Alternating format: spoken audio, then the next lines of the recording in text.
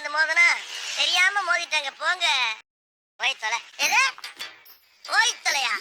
நாங்க போவோம் இங்கேயே பாய வச்சு கூட மல்லாக்க படுப்போம். உனக்கு என்ன? நீ போயா மோதல.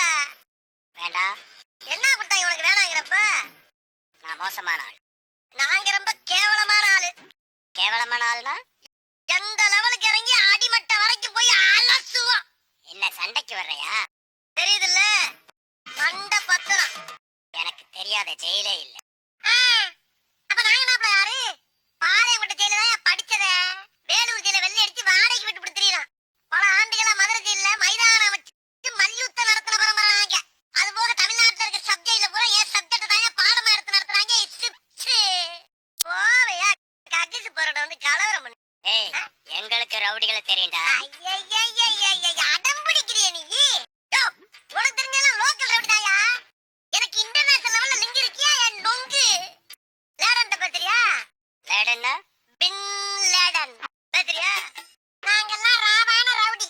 வந்தாப்புல பிடிச்சு நாங்கன்னு சொல்லிட்டு இருக்கறியே. நீங்க எத்தனை பேர் இருக்கீங்க? இதுக்கு வேற வழக்கம் கேட்கிறாரு. ஐயோ வெளியே தெரியுறது ஒரு உருவம், ஆனா உள்ள தெரியுறது பல ரூபங்கள்.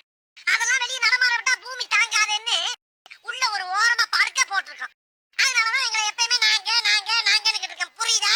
அப்போ தீவிரவாதிகளோட உனக்கு மட்டும்தான் தொடர்பு இருக்கு.